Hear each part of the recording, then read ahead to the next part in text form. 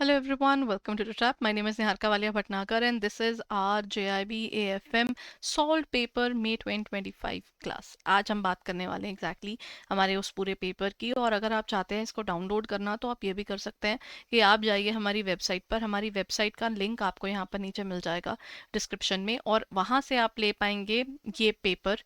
ठीक है, इस पेपर के साथ साथ जो प्रीवियस 5 पेपर्स हुए हैं, टोटल 5 पेपर हो चुके हैं ना, मई से लेकर मई 2023 से लेकर 25 तक.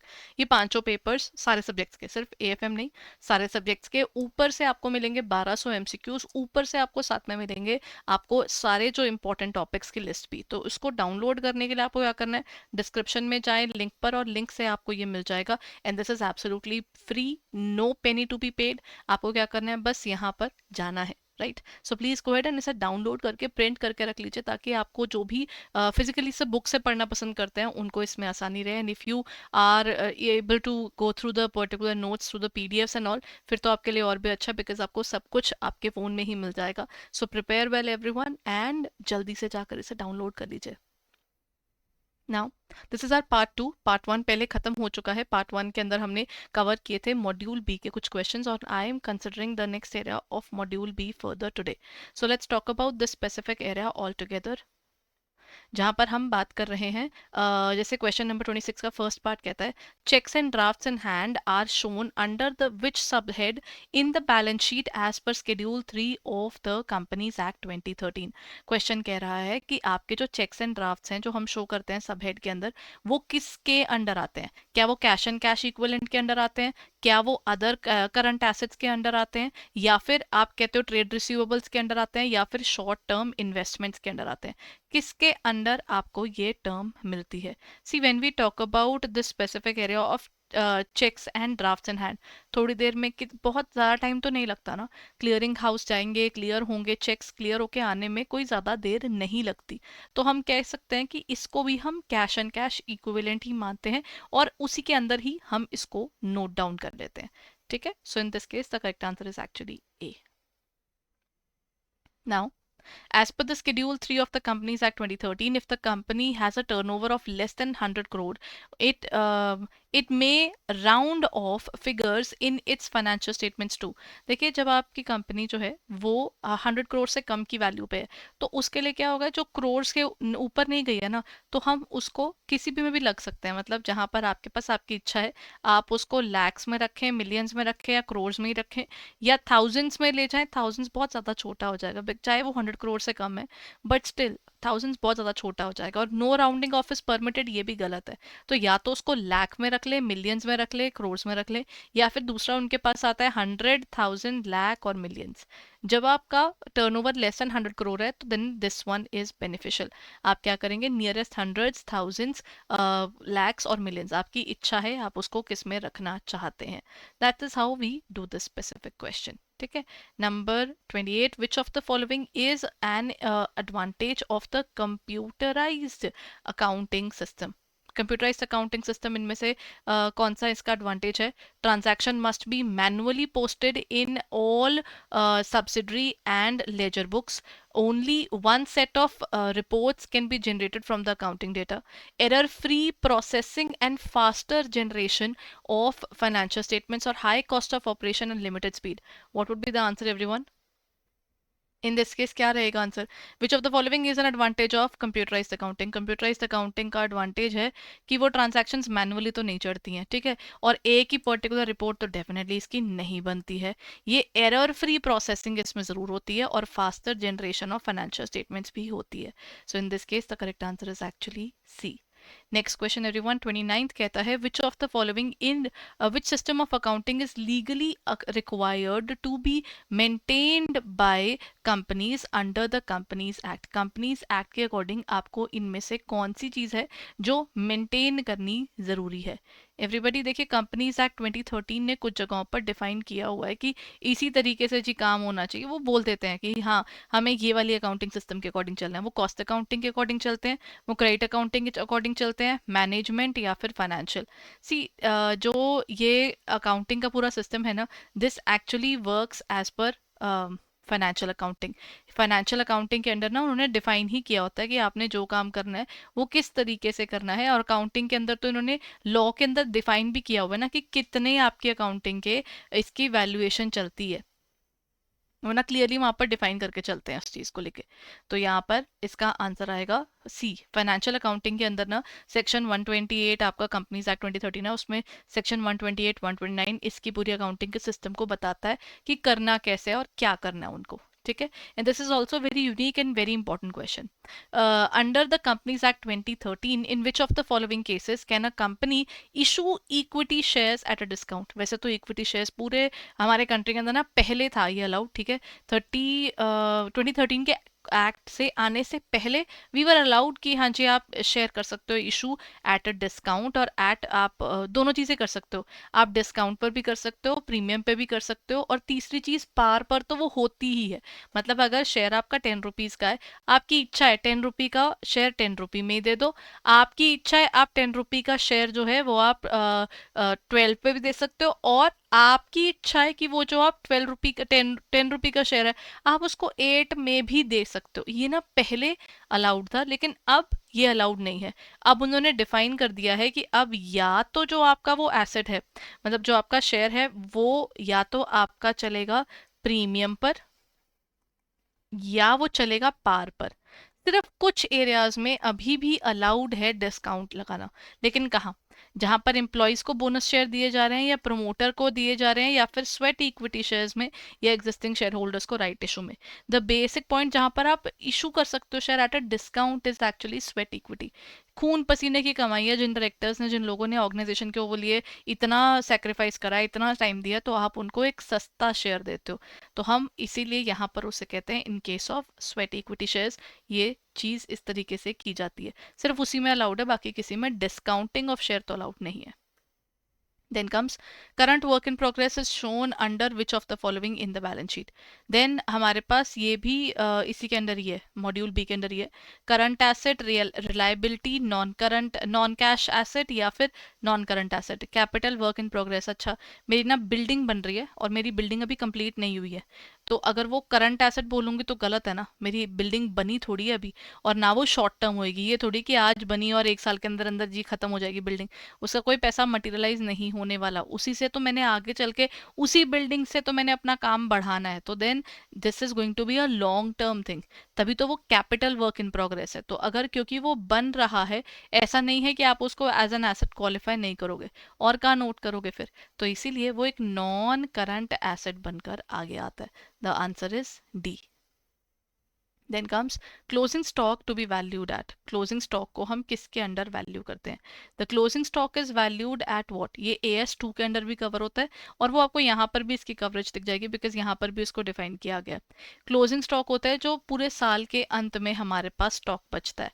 तो this closing stock is basically noted under what, it is cost price only, market price, cost और net realisable value, whichever is higher और whichever is lower.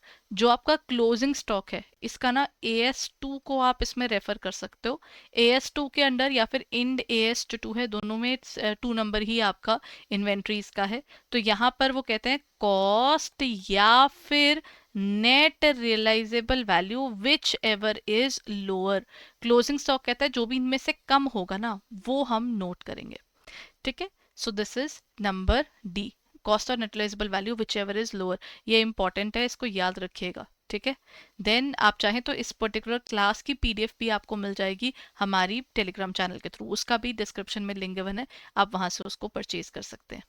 As per the Companies Act, interest accrued and due on debenture issued should be shown under which of the balance sheet heading? अब वो कह रहे हैं कि current liabilities, current assets, provisions, या फिर redemption of debenture. हम कह रहे हैं इंटरेस्ट अक्रू हो गया है एंड ड्यू भी हो गया है, मतलब हमने देना है अभी।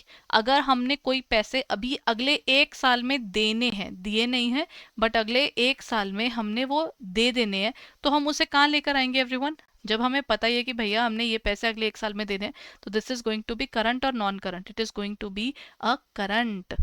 यहाँ पर क्योंकि हमने देने हैं तो I will call it current liability, ठीक है। So the correct answer is here as current liability. Then which of the following is, यहाँ से आपका मॉड्यूल सी शुरू हो रहा है. Which of the following is used in calculating the PE ratio, price earning ratio.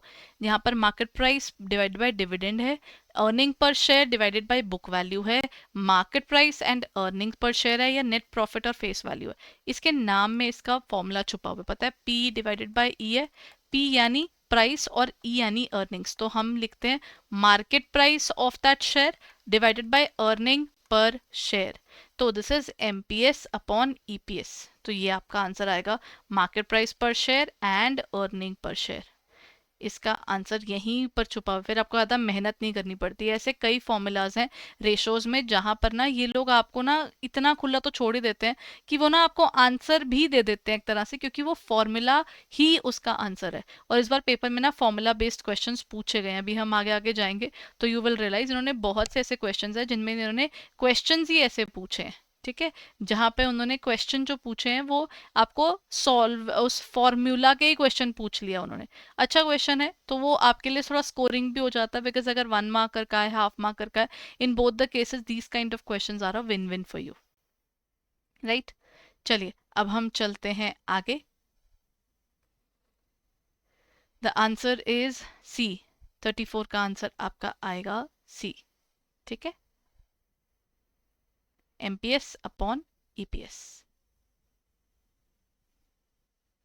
Okay, so now let's move on to the next point. Which of the following is not a long term solvency ratios? Long term solvency अगर मुझे बोला जाए कि आपने long term में निहार का पैसे देने हैं किसी को, तो मेरे पास प्रूफ होना चाहिए ना कि सर मैं आपको पैसे दे दूंगी, आप चिंता मत करो. तो वो चीज़ यहाँ पर किसके अंडर मिलती है क्या? क्योंकि जैसे ये कह रहा है, अच्छा विच इज़ नॉट, यहाँ पर सारी होंगी लेकिन कोई इसमें ऐसी है जो इसमें नहीं होगी. तो कौन सा वाला आया वो? Capital gearing ratio, debt equity ratio, fixed asset to long term funds ratio और क्विक रेशो. कैपिटल गियरिंग आपके जो फंड्स आप बीच में डालते हो वो कितना ज़्यादा मल्टीप्लाई करते हैं, यहाँ पर उसको देखना होगा. राइट, सेकेंड इज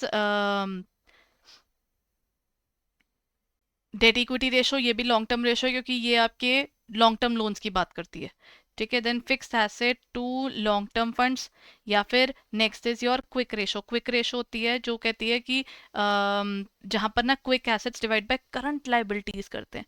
अब ये वाली रेशो पेपर में ना अलग से भी पूछी गई है, ये बहुत इंपॉर्टेंट रेशो है क्योंकि कई बार पेपर में अलग से भी पूछते हैं. इस बार उन्होंने अलग से भी पूछी है, इसके अंदर भी पूछी थी. क्विक रेशो जो है वो एक शॉर्ट टर्म सॉल्वेंसी की रेशो है, लॉन्ग टर्म की नहीं, क्योंकि आप इसमें ना करंट एसेट्स और करंट लाइबिलिटीज की बात करो. इनफैक्ट करंट एसेट्स में भी उन एसेट्स की तरफ देखते हैं ये जिसको कहा जाता है, जो भी एसेट्स आपके पास में ना शॉर्ट टर्म यूज में नहीं है, मतलब कंप्लीटली लिक्विड है, कैश भी नहीं. क्योंकि वो जैसे हम मानते हैं ना, एक तो इन्वेंट्री को टाइम लगता है, इन्वेंट्री को बिकने में टाइम लगता है, तो उसको क्विक एसेट मानते ही नहीं है. तो आप ये सोचिए लिक्विडिटी पे इतना ज्यादा फोकस करता है, ये तो शॉर्ट टर्म हुआ ना, बाकी सारे अपने लॉन्ग टर्म वाले हैं. ये वाला अकेला है जो शॉर्ट टर्म में काउंट होता है. ठीक है, so this is the reason कि ये यहाँ आएगा. Okay, now based upon this let's move on. आपके पास नेक्स्ट आता है, if the company issues a bonus share in the ratio of 2:1. अच्छा, इन्होंने ना डेट इक्विटी रेशो के बारे में पूछा है. डेट आपको पता है कौन सा होता है और इक्विटी कौन सी होती है. ये वाले ना नीचे वाले कभी भी ऐसे क्वेश्चंस में ना प्लीज ऑप्शंस नहीं देखने. डरना नहीं है, समझा दूंगी पूरा क्वेश्चन, लेकिन इसमें ना ऑप्शंस नहीं देखने, वो गलती करते हो फिर. डेट क्या होता है? हमारे लॉन्ग टर्म लोन्स. ठीक है, ये आपका लॉन्ग टर्म डेट है. और इक्विटी यानी आपके शेयर होल्डर के फंड्स. कंपनी ने कहा कि मैंने ना बोनस शेयर दिए हैं. ठीक है, और कंपनी ने इशू किया in the ratio of 2:1. For every 2 share हम आपको 1 शेयर दे देंगे. ठीक है, so this is where we are talking about. तो आपके पास अगर एक्चुअली ना ये 2:1 को जब हम डिफाइन करते हैं, इसके अंदर वो क्या कर रहे हैं, हमारी वैल्यूएशन जब निकालते हैं, हमारे पास इसमें ना इट विल इंक्रीज और इट विल डिक्रीज और इट विल रिमेन अनअफेक्टेड और इट विल बिकम जीरो. ऐसे के क्वेश्चंस के अंदर ना पहले तो आपको याद रखना है डेट इक्विटी रेशो क्या है. हमारी जो डेट इक्विटी रेशो है वो रेशो कहलाती है लॉन्ग टर्म जो हमारे पास में फंड्स लगे होते हैं. डेट डेट मतलब हमारे सिर्फ वो लोन्स जो हमने लॉन्ग टर्म लिए हुए हैं, और इक्विटी यानी जो वो पैसा जो हमने इसमें लगाया हुआ होता है. ठीक है, तो हम लोग क्या करते हैं, जब हमें बोनस शेयर की बात की जाती है तो एक पॉइंट जो आपको याद रखना है, बोनस शेयर का मतलब ये होता है कि हमने ना एक भी जो उसका वो होता है ना शेयर के लिए पैसा नहीं चार्ज किया लोगों से। हम क्या करेंगे, इस पैसे को अपने रिजर्व्स में से निकालते हैं और हम कहाँ डाल देते हैं, इक्विटी में। मतलब इसका हम लोग किसी से कोई पैसा नहीं लेते। तो इसका एक इम्पैक्ट तो आपको ये देखने को मिलेगा कि हमारे पास इक्विटी शेयर होल्डर्स में क्या हो रहा है। ये रहा मेरा रिजर्व्स और ये रहा मेरा कैपिटल। हम क्या करते हैं, रिजर्व्स में से मैंने निकाले जी 10 लाख और कैपिटल में डाल दिए जी 10 लाख। मेरे टोटल शेयर होल्डर फंड्स इसमें चेंज हो रहे हैं, नहीं हो रहे। डेट हमारा बढ़ा रहे हैं, नहीं बढ़ा रहे। जब ना हम डेट बढ़ा रहे हैं ना हम किसी और चीज को हाथ लगा रहे हैं, ये क्लियरली ये नहीं बता रहा कि हमारा डेट में तो कोई चेंज ही नहीं आया, यानी इक्विटी में भी कोई टोटल में चेंज नहीं है। हमने है टोटल अपने पास उतना ही, लेकिन बस फर्क है कि हमने थोड़ा सा क्या किया है, पैसे को एक जगह से निकल कर दूसरी जगह पर रख दिया। रूम में जो फर्नीचर पड़ा था वो फर्नीचर वहीं का वहीं है, बस फर्क है कि दो चीजें ना इधर से उठाकर उधर कर दिए। फर्नीचर जो रूम से बाहर नहीं निकाला, तो आपका रूम तो सेम ही है, कोई एडिशन तो नहीं हुई उसके अंदर। तो यहाँ पर वो कहते हैं ये अनअफेक्टेड रहेगा। अब जितने मर्जी उसमें शेयर दे दो लोगों को, बोनस शेयर देना इज इक्वल टू मतलब आपके पास कितने शेयर हैं उसके बेसिस पर हम आपको और शेयर दे देते हैं। ठीक है, ये बेस्ड इस पर होता है कि अगर जैसे मान लीजिए आप कहते हो कि आपके पास में किसी कंपनी के शेयर्स हैं, तो आपके पास जितने शेयर हैं उसकी रेशो के ऊपर आपको और मिलते हैं। तो दैट इज द जैसे मैंने आपको बोल दिया for every 2 share you will get 1 share. तो for every 2 share that you have, मतलब अगर आपके पास 10,000 शेयर हैं, for every 2 share you have you will get 1 share. तो आपको 5,000 शेयर्स जो हैं वो आपको एक्स्ट्रा मिलेंगे, वो भी फ्री में। क्या करेंगे, वो रिजर्व्स में से पैसा निकालेंगे और हमारी कैपिटल बढ़ा देंगे। मेरा क्या फायदा है, कल को मुझे डिविडेंड ज्यादा आएगा। ठीक है, देन ये आपका आया next question. A high debtor turnover ratio indicates what? Inefficient collection from debtors, high credit sales and delayed payments, efficient management of receivables and faster collection, और increase in bad debts. High debtor turnover ratio, मेरी debtor turnover ratio का formula क्या होता है, net credit sales divided by average inventory. अगर ये ratio मेरी ज़्यादा है, इसका मतलब ये ना टाइम्स में निकलती है, इसका मतलब ये है कि एक साल में मेरे जो एवरेज इन्वेंट्री नहीं आएगा, डेटा टर्नओवर है ना, तो यहाँ पर नीचे आएंगे average debtors, average of debtors plus BRs. अच्छा, इसका मतलब क्या हुआ ये बताऊं? नेट क्रेडिट सेल्स यानी उधार पर की गई सेल्स, सारी सेल्स नहीं डालनी, सिर्फ जो उधारी पर जिसको दी हुई है वो आया। और नीचे हम क्या लेते हैं, हमारे डेटर्स जिनसे हमने पैसे लेने हैं, प्लस अब ये भी है ना, ओपनिंग में मेरे को अगर किसी से बिल रिसीवेबल मैंने लिखवा के रखा हो कि जी आपने पैसे देने हैं, उसने सर झुका के बोल दिया हाँ जी मैम मैंने देने हैं, फिर आएगा अपना closing debtors plus closing B R divide by 2। इनका एवरेज निकाला कि आम तौर पर हमारे पास कितना डेटर और बी आर पड़ा होता है। ये अगर ज़्यादा जल्दी बढ़ रहा है तो इसका मतलब क्या हो रहा है, इसका टाइम ज़्यादा है, तो इसका मतलब हम जल्दी से जल्दी ये पैसा रिकवर कर रहे हैं, फास्टर कलेक्शन पर है। अदरवाइज अगर ये कम होगा तो इसका मतलब एक साल में आपको पैसा रिकवरी करने में लगता है टाइम। जितनी ज़्यादा हाई अमाउंट होगी उतनी जल्दी आपका पैसा रिकवर हो, जितनी ये कम अमाउंट होगी मतलब आपको पैसा रिकवरी में उतनी प्रॉब्लम आ रही है। What is the essential condition for meaningful comparison of accounting ratios between companies and और over time? अच्छा, हमारे पास कह देते हैं कि हम जब एक पर्टिकुलर ऑर्गेनाइजेशन को देख रहे हैं over the period of time, है ना, मीनिंगफुल कंपैरिजन हम कैसे करेंगे कंपनीज के अंदर या फिर over the period of time को।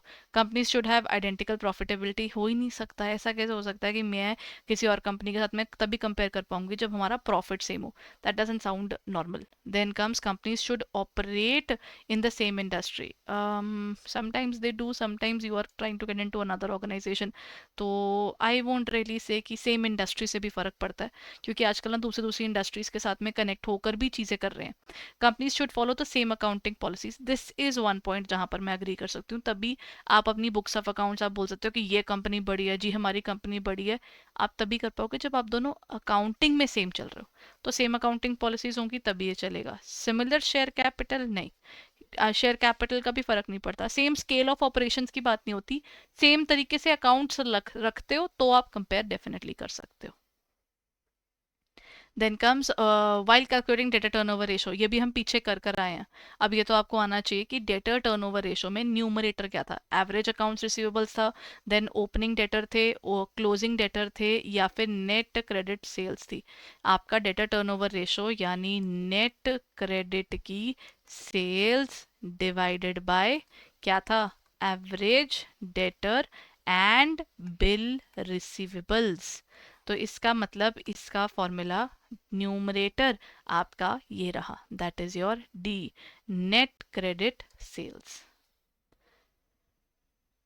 विच of the following is not a primary objective of management accounting, इनमें से कौन सा मैनेजमेंट अकाउंटिंग का प्राइमरी ऑब्जेक्टिव तो नहीं है। That is assisting in formulating business strategies, then providing information for internal decision making में तो करते हैं ये, ensuring compliance with legal financial reporting standards, और supporting the planning and control of business activities। इनमें से कौन सा इनका प्राइमरी ऑब्जेक्टिव नहीं है, बताइए। देखिए यहाँ पर ना मैनेजमेंट अकाउंटिंग ना एनालिसिस के कामों के लिए बैठा है। इसका बेसिक पर्पस कि जो भी चीज़ें हम कर रहे हैं उसका ना एनालिसिस एक प्रॉपर वे से हो सके, तो इसको लीगल और कंप्लायंस के लिए नहीं रखा जाता। वो उसके लिए फाइनेंशियल अकाउंटिंग है, ये ऐसे रिकॉर्ड होगा, ये वैसे रिकॉर्ड होगा, वो चिक चिक सारी वो देखता है, ये उसके अंदर कुछ भी नहीं करता। तो फाइनेंशियल अकाउंटिंग, जो मैनेजमेंट अकाउंटिंग है, डिसीजन मेकिंग बेस्ड है। तो डिसीजन मेकिंग वाला पॉइंट आ गया, असिस्टेंस वाला पॉइंट आ गया, प्लानिंग एंड कंट्रोलिंग आ गया, बट फाइनेंशियल वाला एस्पेक्ट आप इसमें लॉ इंक्लूड नहीं करते हो। The answer is C.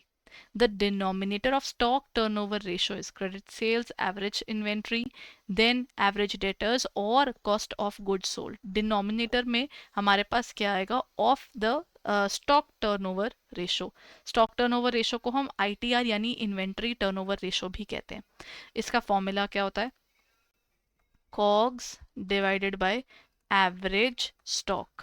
Stock का मतलब क्या होता है, opening stock, average stock is equal to opening stock plus closing stock divided by 2।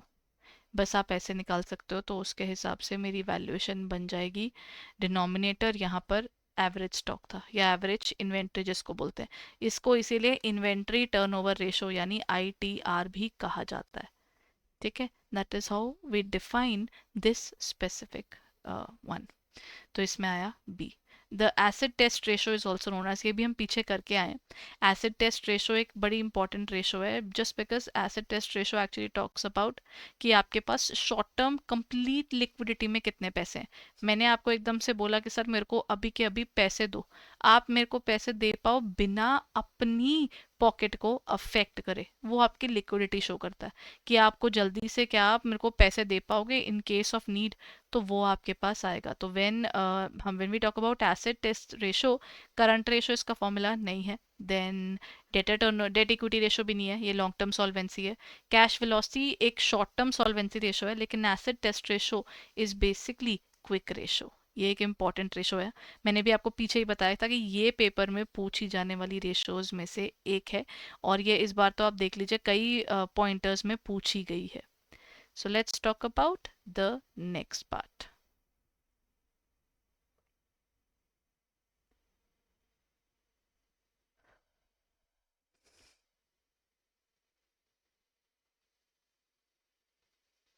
चलिए अब हम करें नेक्स्ट क्वेश्चन की बात।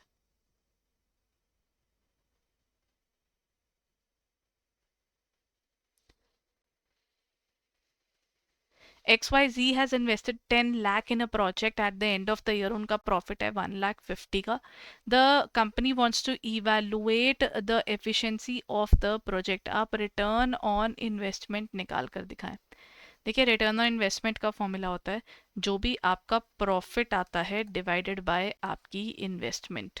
हमारा जो प्रॉफिट था इस क्वेश्चन के अंदर गिवन है वो है 1,50,000 का, और हमने इन्वेस्ट कितने किए थे, 10 लाख किए थे। अब इन दोनों को आप डिवाइड कर लीजिए, कितना आया, 1,50,000 divided by 10 lakh, in terms of percentage निकालेंगे तो हमारे पास वो वैल्यू आ रही है 15% की। तो this is your return on investment. ठीक है, the answer is actually C. Next point, company has the following balances, current assets given है 2,50,000 का, इन्वेंट्री गिवन है, प्रीपेड एक्सपेंसेस गिवन है और करंट लाइबिलिटीज गिवन है। देखिए क्विक रेशो का एक और क्वेश्चन आ गया। अभी मैंने आपको थोड़ी देर पहले क्विक रेशो का फॉर्मूला भी बताया था। क्विक रेशो का फॉर्मूला क्या होता है? Quick ratio is equal to quick assets upon current liabilities. अब क्विक एसेट्स क्या होते हैं? क्विक एसेट्स में सारे करंट एसेट्स में से दो बाहर रखने हैं बस। एक आपकी इन्वेंट्री, वो इसमें नहीं आती, और एक आपका प्री पेड एक्सपेंस। इन दोनों को हम इसमें इंक्लूड नहीं करते।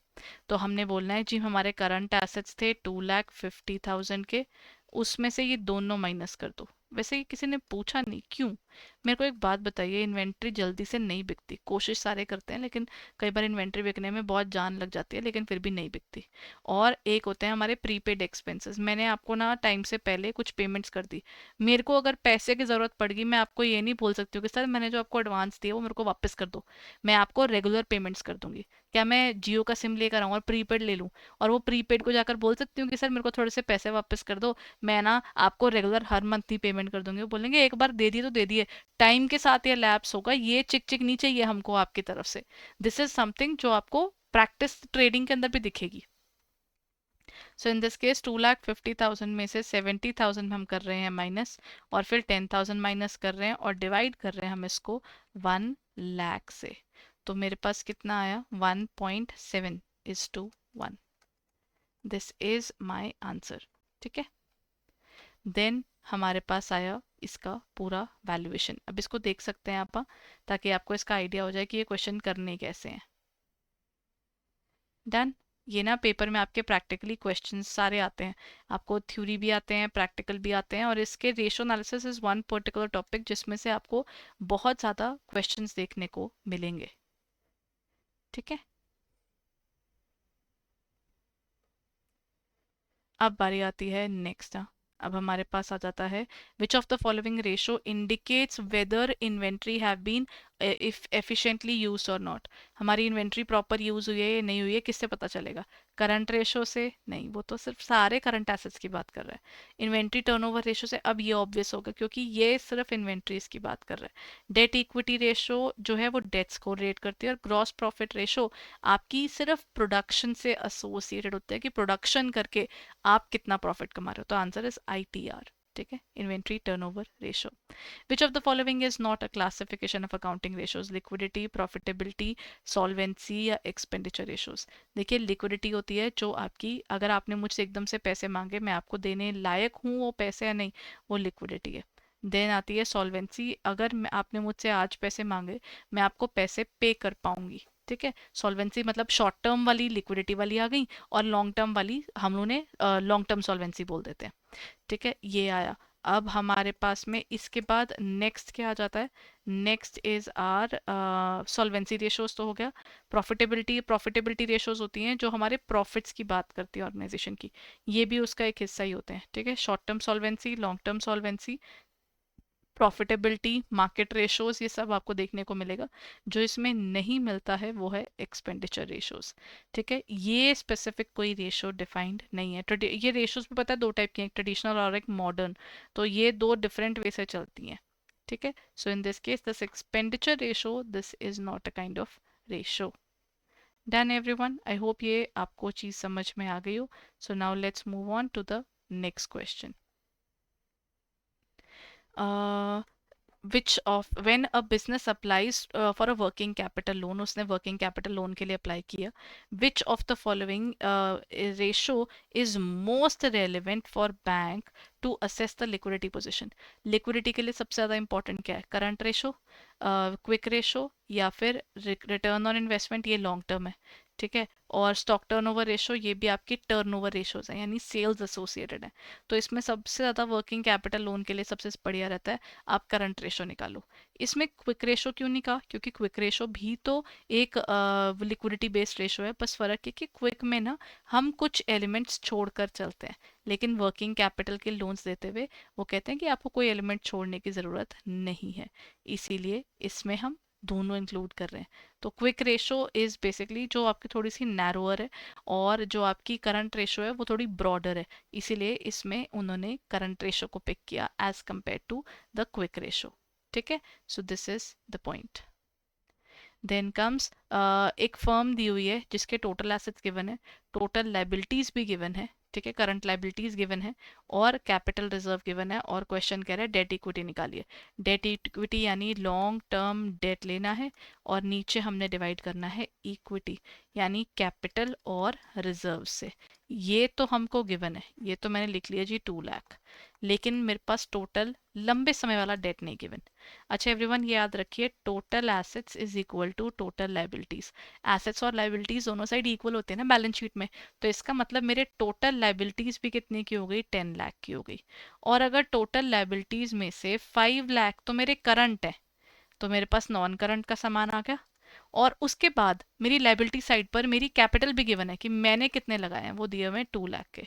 तो अब आप देखिए ना, आपका आंसर यही तो निकल गया, 5 + 2 7 आपका शॉर्ट टर्म लाइबिलिटीज और कैपिटल वगैरह की है. तो 7 लाख माइनस हो गया, तो यानी बचा यहाँ पर 3 लाख रुपीज. जो 3 लाख हैं वो मेरे लॉन्ग टर्म डेट के हैं, ठीक है ना. That is 3 lakh divided by 2 lakh आ जाएगा. So this is going to be 1.5:1, है ना. तो ये क्वेश्चन ध्यान से देखिए, ये क्वेश्चन इंपॉर्टेंट है क्योंकि ऐसे क्वेश्चंस जो हैं ये पेपर में इसीलिए पूछा जाता है ताकि ना आप थोड़ा सा उसमें ना सोचें कि ये वैल्यूएशन अगर निकाली तो कैसे, ठीक है ना. So go ahead and let me know. I hope ये क्वेश्चन आपका हो गया. चलें आगे. अच्छा इसका डरिएगा मत, इसका आपको ना सोल्यूशन भी साथ में मिलेगा, बस आपको जाना है हमारी वेबसाइट पे, सॉरी टेलीग्राम चैनल पे. टेलीग्राम चैनल पे आपको ना मिल जाएगा और टेलीग्राम की डिटेल्स आपके पास यहाँ नीचे गिवन है.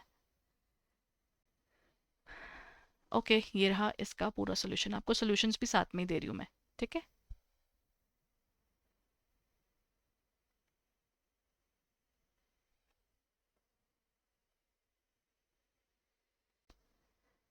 चलिए this is a question number 49, जहां पर वो कह रहा है कि the fixed assets of a company are 120% of its long term sources of funds, which of the following is most likely a conclusion. The current ratio has 1.2:1, या फिर वो कह रहे हैं जो कंपनी है उसकी नेगेटिव नेटवर्थ चल रही है, the fixed assets of the company are 120% of the long term source of funds.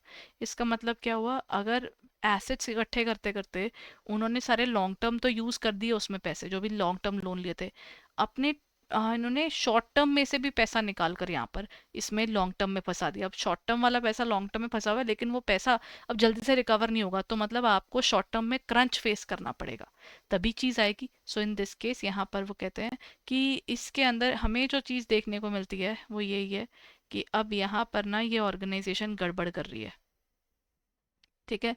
तो यहाँ पर हम लोग वैसे तो ना इसका the fixed assets of the company are 120% of are 120% of the its long term sources of funds. हाँ हमारे पास ये लोग ज़्यादा ही यूज़ कर रहे हैं, तो देखो इसके अंदर एक ये पॉइंट तो नहीं बनता. इसमें ना दो चीज़ें बन जाती हैं वैसे तो ना इसके अंदर. The correct answer is negative working capital, it has to be D, ठीक है. इसमें वो करेक्ट कर रही हूँ. इसमें ना जो पॉइंट बन के आता है वो आपके पास आ जाएगा, इसमें नेगेटिव वर्किंग कैपिटल लग रही है. और इस कंपनी का वैसे तो ये तीनों पॉइंट्स हो जाते हैं बिकॉज कंक्लूजन्स में ना यहाँ पर वो अपने जो फिक्स एसेट्स हैं उसमें long term of its long term sources of funds हम लोग यहाँ पर यही करेंगे, बिकॉज हमारे पास लॉन्ग टर्म जो फंड्स हैं उसका 120% जो है इट इज़ बेसिकली और फिक्स्ड एसेट्स. तो फिक्स्ड एसेट्स के अंदर हम लोग जो हैं वो ज़्यादा पैसा लगा रहे हैं, that is the point there. तो वर्किंग कैपिटल से भी निकला होगा. What is the numerator in the calculation of DSCR, debt service coverage ratio. ये एक बहुत जजमेंटल रेशो है, पता है. डेट सर्विस कवरेज रेशो इतनी जजमेंटल क्यों मानी जाती है, because debt service coverage ratio के अंडर ऑर्गेनाइजेशन क्या निकालती है कि आप क्या अपनी ना ये इंस्टॉलमेंट्स पे करने लायक हो कि नहीं हो, कहते हैं ये चेक किया जाता है. So how do they check this specific thing कि ऑर्गेनाइजेशन अपने लॉन्ग टर्म पेमेंट्स कर पा रही है या फिर नहीं कर पा रही है. तो उसके लिए उसे क्या करना पड़ता है, यहाँ पर वो ऑर्गेनाइजेशन डेट सर्विस रेशो के अंदर क्या करती है, पहले तो अपने प्रॉफिट निकालती है जो कि होगा जिसमें कोई ना तो इंटरेस्ट अभी तक माइनस हुआ है ना ही हमारा कोई टैक्स माइनस हुआ है. तो ये बेसिकली ना उसमें लेते हैं आपका ना न्यूमरेटर में ले रहे हैं ना, तो प्रॉफिट बिफोर टैक्स उठाते हैं ठीक है, या फिर हमारे पास क्या आया, then is earnings after tax, next is your cash profit available for the debt service और interest installment and principal installment. Actually ना, ये जो इंटरेस्ट इंस्टॉलमेंट और प्रिंसिपल इंस्टॉलमेंट है ना, ये तो आपका आता है डिनोमिनेटर के अंदर। ठीक है, ये आपका आता है डिनोमिनेटर के अंदर, ये डिनोमिनेटर है उसका। अब क्योंकि हम निकाल रहे हैं न्यूमरेटर और इन the calculation of date service coverage ratio, आपके पास में कैश कितना है वो इंपॉर्टेंट होता है। तो प्रॉफिट बिफोर टैक्स से ज़्यादा इंपॉर्टेंट ये है जो आपके पास कैश में प्रॉफिट अवेलेबल है फॉर द पेमेंट्स। आपके पास ओवरऑल जो कैश पेमेंट्स के लिए आपके पास पैसा अवेलेबल है, डिवाइडेड बाय आपने जितने देने हैं, क्योंकि आपने प्रिंसिपल भी देना है, इंटरेस्ट भी देना है। अगर आपके पास ये प्रॉफिट मान लीजिए 10 लाख का है और आप कहते हो इंस्टॉलमेंट और इंटरेस्ट जो है, प्रिंसिपल और इंटरेस्ट जो है वो मेरा मान लीजिए 2 लाख बन रहा है टोटल, तो आप बोलोगे ma'am but I earn is 5 times of what you want me to pay. तो 5 टाइम्स के हिसाब से आप देख लो, चिंता ना करो, पेमेंट हो जाएगी आपको। तो उसके हिसाब से सी आई डेट सर्विस कवरेज रेशो बहुत इंपॉर्टेंट है और बहुत से प्रमोशन एग्जाम्स में भी पूछी जाती है। Now comes the next question 51st। यहाँ पर वो कह रहा है company's balance sheet is given to you, और अब वो कह रहे हैं बाहर वाली लाइबिलिटीज निकाल कर बताइए एवरीबॉडी। कैसे निकालेंगे इस क्वेश्चन के अंदर हम? How do we calculate the liability for outside? ठीक है, बताइए, करिए इस क्वेश्चन को ट्राई। सबसे पहले हमारे पास इसमें क्या करना पड़ेगा, कंपनी की बैलेंस शीट दिखा रही है, एसेट प्लांट एंड मशीनरी 1,20,000 की है, डेटर 35,000 के है, कैश गिवन है और कैपिटल गिवन है। अब आप पहले तो टोटल कर दीजिए एसेट साइड का, ये तीनों एसेट्स हैं, इसका मतलब कंपनी के अंदर एसेट इतने ही है, 1,20,000 का एसेट है, फिर 35,000 का एसेट है, फिर 45,000 का एसेट है। तो इसके पास टोटल बन गए, कहते हैं हमारे पास टोटल 2 लाख के एसेट है और हमारी कैपिटल है 65,500 की।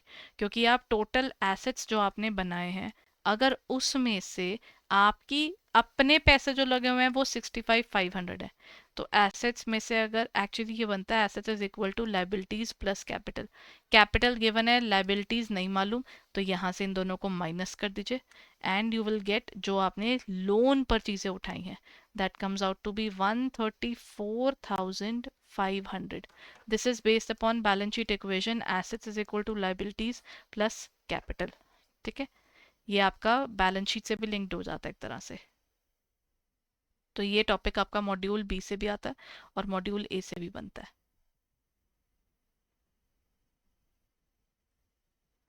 चलिए, now let's look at the next question there.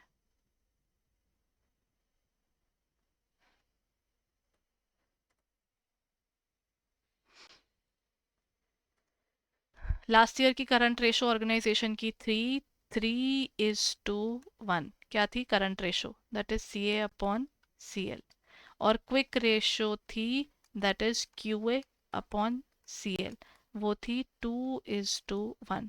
इस ईयर क्या हुआ है, हमारी करंट रेशो में तो कोई बदलाव नहीं आया, वो कहते हैं वो तो 3:1 ही है, लेकिन हमारी जो ये क्विक रेशो है वो गिर गई है, वो गिरकर 1:1 हो गई। इसका वैसे बुरा पार्ट होता है, क्योंकि इसका मतलब यह है कि हमारे पास लिक्विड लिक्विड में जो पैसा पड़ा ना वो कम हो गया, वो हमारा पैसा कहीं हमने अटका दिया उस दूसरी तरफ, क्योंकि क्विक एसेट्स कम हो गए होंगे। मतलब मैंने आपको आंसर दे दिया। What does this change indicates? An increase in the inventory levels और decrease in the inventory levels और इंक्रीज इन ट्रेड रिसीवेबल और decrease in current liabilities. Current liabilities घटती तो ये रेशो बढ़ती, घटती नहीं। I am sorry. तो इस केस में हमारी ना इन्वेंट्री ज़्यादा ही बढ़ गई है। जब इन्वेंट्री ज़्यादा बढ़ गई है तो हमारे पास क्विक एसेट्स में पैसा कम रह गया है। अब वो पैसा कम रह गया तो ये ऑर्गेनाइजेशन को अब चुभेगा, क्योंकि अगर हमको देने लेने के लिए थोड़ा सा लिक्विड में पैसा कम होगा तो हमारी पेमेंट्स जो हैं वो मुश्किल से होंगी। जितने पैसे वो मांग रहा है उतने ही पड़े होंगे, तो सोचो अगर और किसी को देने पड़ गए तो ऑर्गेनाइजेशन के लिए कितना चैलेंजिंग हो जाएगा। अब यहाँ पे दिया हुआ है कि कंपनी की करंट रेशो आपके पास गिवन है, दैट इज 1.33:1, यानी ये current assets upon current liabilities है, जहां पर आपके पास करंट लाइबिलिटीज गिवन है 15,000 की। क्वेश्चन कह रहा है नेट वर्किंग कैपिटल निकालिए। The point is current assets कहाँ है, वो नहीं गिवन।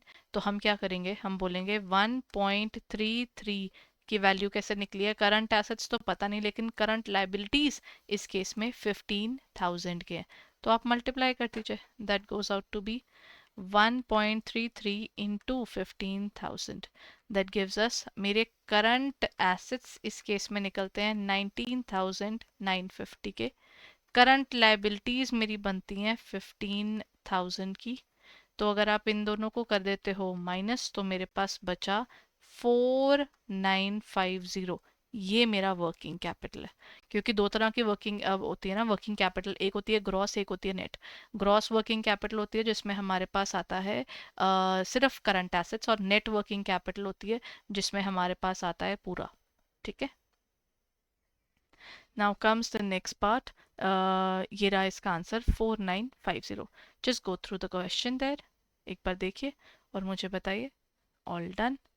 इसका सोल्यूशन भी आपको पीडीएफ में मिल जाएगा, so don't worry about that. ठीक है, अब ये रहा। Activity based costing is a technique where allocation of cost is done on each.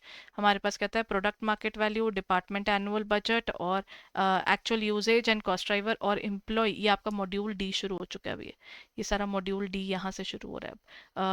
54th question क्या कह रहा है अपना, ये कहता है activity based costing. Activity based costing होती है जितनी ज़्यादा आप एक्टिविटी करोगे उतनी कॉस्ट आप उसमें डालोगे। मान लीजिए हमने ना कोई स्पेसिफिक मशीनरीज यूज़ की हैं, आपने मशीनरी कम यूज करी, मैंने मशीनरी ज्यादा यूज करी, तो मेरे ऊपर कॉस्टिंग ज्यादा पड़नी चाहिए कि आप पे, मेरे पे। तो हम डिपार्टमेंट्स में ऐसा कैसे कर सकते हैं कि सारे डिपार्टमेंट्स पूरी की पूरी कॉस्टिंग बोझ उठाएंगे ही आएंगे? वो कहते हैं वो तो पाप है। आपको सबको सेम नहीं करना। जितना ज्यादा आप प्रोडक्शन के लिए आवर्स यूज कर रहे हो, जितना ज्यादा आप लेबर यूज कर रहे हो, जितना ज्यादा आप रिसोर्सेज यूज कर रहे हो, उस जगह पर आपकी कॉस्टिंग हमेशा ज्यादा होगी और दूसरी तरफ आपकी कॉस्टिंग हमेशा कम होगी। ठीक है, that is how we define this specific area all together. Done everyone? अब चलते हैं हम आगे। कंट्रैक्ट कॉस्टिंग इज, अच्छा इसका फिर आंसर भी दिखाई देती हूँ, ये है ना एक्चुअल यूजेज के ऊपर बेस्ड है और कॉस्ट ड्राइवर पर बेस्ड है। Then comes cost. Contract accounting is considered more useful than job accounting. कब? अच्छा, कंट्रैक्ट कॉस्टिंग क्या होती है, जैसे ना अगर मुझे घर बनवाना है, मेरे को कोई कंस्ट्रक्शन बेस्ड वाली वर्किंग जो होती है ना, उसमें आपको ये देखने को मिलता है, क्योंकि कंट्रैक्ट कॉस्टिंग साइट पर जाकर काम करने वाला होता है। जबकि जो जॉब कॉस्टिंग है वो कस्टमाइज्ड होती है। और ये ना हम जॉब जो भी हमारा जॉब कॉस्टिंग के अंदर हमारा जो काम कर रहा है वो जॉब वर्कर जो है उसके पास हम चीज दे देते हैं, वो कस्टमाइज करके बनाकर हमको दे देगा। तो यहाँ पर कॉस्ट कंट्रैक्ट अकाउंटिंग में ये दोनों टर्मिनल कॉस्टिंग है, यानी दोनों का एक अंत है। ठीक है, लेकिन किसका अंत नहीं है? कई हमारी ऐसी कॉस्टिंग होती है, यूनिट कॉस्टिंग है, जब तक बिजनेस चल रहा है वो चली जा रही है चली जा रही है। ये एक आपको फर्क देखने को उनमें मिलेगा। ठीक है, so this is the particular topic there. Now the job is small and repetitive in nature, nahi. The work is performed at a manufacturer's workshop. Manufacture में तो जॉब कॉस्टिंग सही है, छोटा काम है तो जॉब कॉस्टिंग सही है। कंट्रैक्ट बड़ा है, साइट स्पेसिफिक है और स्पैन्स लंबे हैं, तभी कंट्रैक्ट कॉस्टिंग का फायदा है। ये एक चीज़, एक फैक्ट है। तो आपका लास्ट पॉइंट, इनडायरेक्ट कॉस्ट जो है वो ज़्यादा पार्ट लेता है, वो जॉब कॉस्टिंग में हो सकता है। एक्चुअली जॉब और कंट्रैक्ट दोनों में डायरेक्ट कॉस्टिंग थोड़ी ज़्यादा होती है। अगर आप कोई चीज़ बना रहे हो उसका मटीरियल ज़्यादा यूज़ हो रहा है ना, तो वो डायरेक्ट कॉस्टिंग ज़्यादा कहते हैं। अगर मैं फर्नीचर बना रही हूँ तो लक्कड़ मेरी मेन चीज़ है, तो दैट मीन्स मेरी direct costing is would associated. और मेजर कॉस्ट भी उसी के, बाकी सब तो छोटी मोटी कॉस्टिंग चलती है। थोड़ी सी पॉलिश लगी, वॉर्निश लगी, टार्निश लगी, कुछ भी लगता है वो छोटे छोटे अमाउंट्स में ही होता है। इसीलिए यहाँ पर डायरेक्ट कॉस्टिंग ज़्यादा होती है, तो इनडायरेक्ट कॉस्टिंग नहीं होती। तो this is C. Escalation clause in contract safeguards the contractor against. Escalation clause क्या होती है? महंगाई आ जाती है, जैसे ही महंगाई आकर हिट करती है ऑर्गेनाइजेशन को, ऑर्गेनाइजेशन के लिए तो बुरा हो गया ना। अगर महंगाई आ गई तो उसको अपनी जेब से पैसे दे देकर ये चीजें करानी पड़ेंगी, है ना। तो वो कहते हैं ये नहीं अलाउड। क्यों? जो बेचारा कंट्रैक्टर है उसने किसी का कुछ बिगाड़ा है क्या? तो वो कहते हैं अगर पैसा, ये महंगाई आ गई तो ये एक्स्ट्रा पैसे हमारा कंट्रैक्टर नहीं देगा, ये हमारा क्लाइंट ही देगा। बस यहीं पर आकर ये फर्क लेकर आते हैं इस चीज में। ठीक है, सो यहाँ पर एस्केलेशन क्लॉज डिफाइन करता है कि आप ना महंगाई के साथ इस चीज को चेंज करते हो। तो यहाँ पर चेंज इन कंट्रैक्ट प्राइस नहीं होता, change in price of input होता है, like material, labour. Change in industry standards नहीं, देन डिले इन वर्किंग नहीं, तो बी आया इसका answer. Then which of the following statements are correct regarding सीमा, मार्जिनल कॉस्टिंग की डेफिनेशन। मार्जिनल कॉस्टिंग यानी वेरिएबल कॉस्ट, ये कॉस्टिंग सिर्फ वेरिएबल कॉस्ट को देखती है, इसको ना फिक्स से कोई लेना देना ही नहीं होता। देन अब इसी के बेस पर देखें, it is the costing method that allocates all cost. अच्छा, ऑल कॉस्ट की तो बात ही नहीं आनी चाहिए, ठीक है ना, इंक्लूडिंग फिक्स्ड एंड वेरिएबल नहीं, ये फिक्स्ड को नहीं देखता, तो आगे वाला पार्ट आप पढ़ो तो भी फर्क नहीं पड़ता। To each unit of production for accurate stock valuation, it is a technique of costing where only variable cost is there, ये लग रहा है, is considered for product costing, fixed costing and period cost, focusing on the impact of output changes or out profit, ये तो ठीक लग रहा है। It is a system where historical costs are used to prepare flexible budgets on each cost center. ये historical cost के लिए नहीं होता। देन ये कहते हैं कि cost design primary for tax compliance है, टैक्स के लिए तो काम ही नहीं करता, ये सिर्फ वेरिएबल कॉस्ट को देखता है जो आपकी प्रोडक्शन के साथ बदलती है ना, इसका ध्यान सिर्फ वहीं तक है। Which of the following is not recognized as a standard in standard costing? इनमें से कौन सा एक स्टैंडर्ड काउंट नहीं होता? Basic standard, ideal standard, practical standard या नॉर्मल स्टैंडर्ड? देखिए, नॉर्मल भी है हमारे पास, बेसिक भी होते हैं, आइडियल भी होते हैं। हम लोग ना इसमें कोई प्रैक्टिकल स्टैंडर्ड वाली टर्म नहीं यूज करते हैं, ठीक है। बेसिक, आइडियल,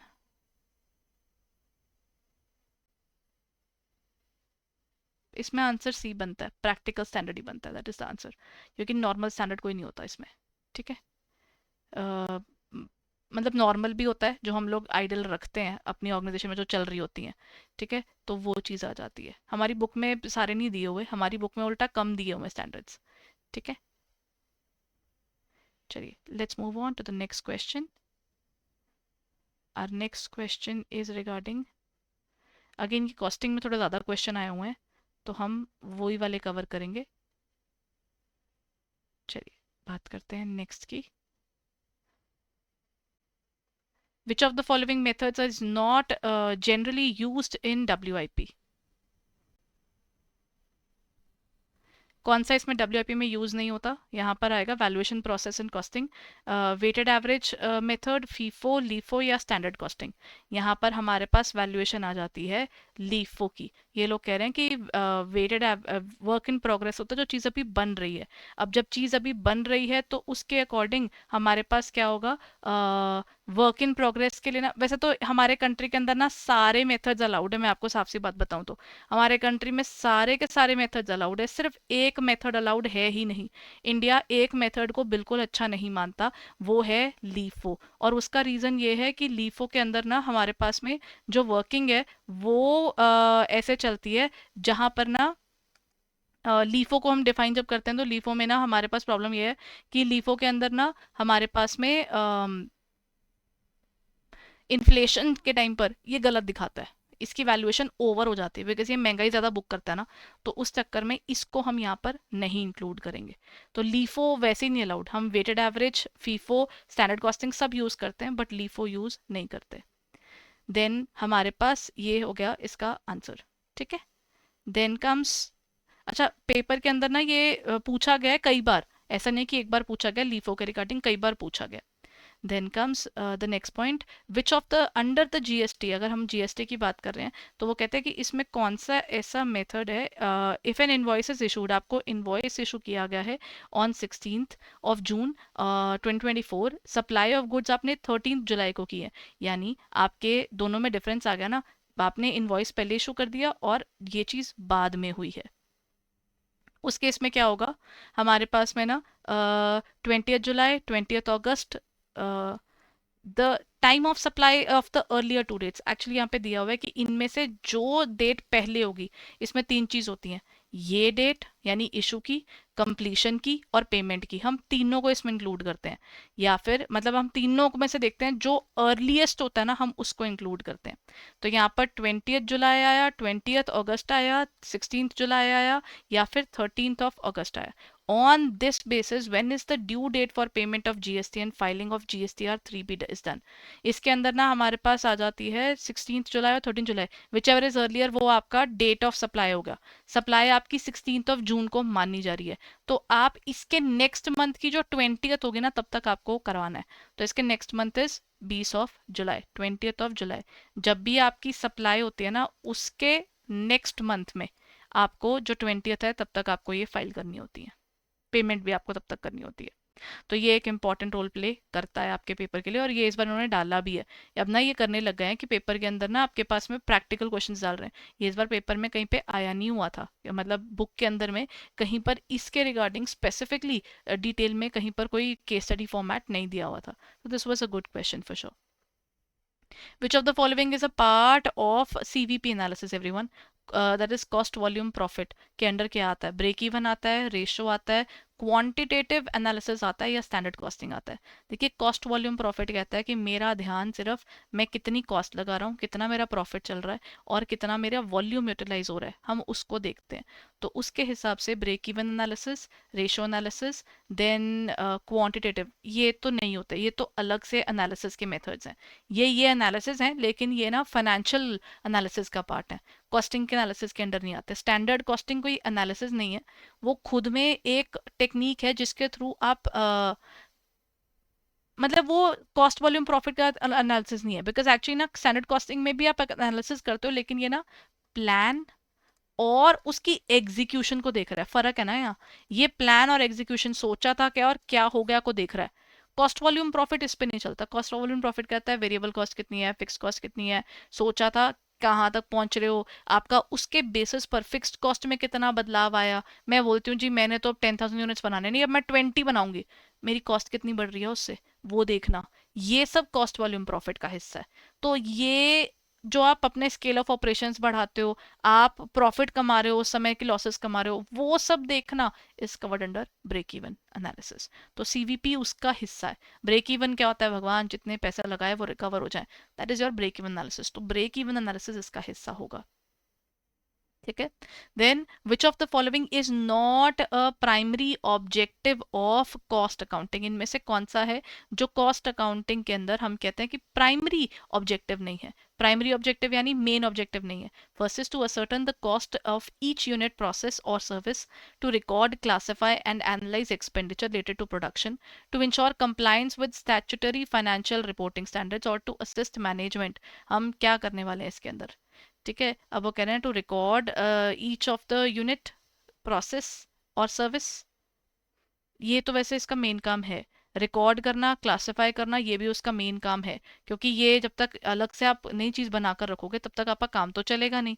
तो हर एक स्टैंडर्ड बनाना वो सब इसके अंडर आता है। कंप्लाइंस, अच्छा देखो, स्टैट्यूटरी फाइनेंशियल मैंने आपको बताया वो फाइनेंशियल अकाउंटिंग का काम है, ये कॉस्ट अकाउंटिंग के काम नहीं है, ना ये अपने मैनेजमेंट अकाउंटिंग के काम है। Statutory financial reporting financial accounting देख लेगा जी, ये हमारा काम नहीं है। इनका काम कुछ जगहों पर, कॉस्टिंग के अंदर भी कुछ जगहों पर ना कॉस्ट अकाउंटेंट्स होते हैं, उनका काम होता है जब सरकार उनसे बोलती है कि आप कॉस्ट ऑफ प्रोडक्शन का सब कुछ निकाल कर दो, सिर्फ तब उनका मेन काम आता है। ठीक है, तो ये प्राइमरी ऑब्जेक्टिव नहीं है कि फाइनेंशियल रिपोर्टिंग आपने वैसे करनी है, नहीं, वो इनका नहीं आता। तो इसका आंसर बन जाता है सी। So this is it everyone. I hope ये session आपके लिए helpful रहा है. If it was, then please go ahead and share it among your peers. और अगर आप हमारे courses buy करना चाहते हैं तो आप जा सकते हैं हमारी वेबसाइट edutap.in पर। जैसे ही आप वहाँ जाएंगे, JIB पे आप स्क्रॉल करेंगे तो आपको मिल जाएंगे हमारे courses. We have test series, master course, combo में जाएंगे तो यहाँ पर आपको हमारा कंप्लीट मास्टर कोर्स मिल जाएगा, रिकॉर्डेड क्लासेस मिल रही हैं, पेपर से बिल्कुल पहले लाइव मिलेंगी, मॉक टेस्ट मिल रहा है, कंसेप्ट नोट्स हैं, और इवन आपके पास में ना कंप्लीट टेस्ट सीरीज का भी इसमें मिल जाता है। अगर आप अकेला टेस्ट सीरीज देना चाहते हो तो वो भी लॉन्च हो चुकी है, तो आप वो भी ले सकते हो। इस समय आपको यूज़ करना है code JIB80 to get the master course and test 80 to get the test series. So this is it for the day everyone. I hope ये सेशन आपके लिए हेल्पफुल रहा। Thank you so much for being there. Bye bye and take care.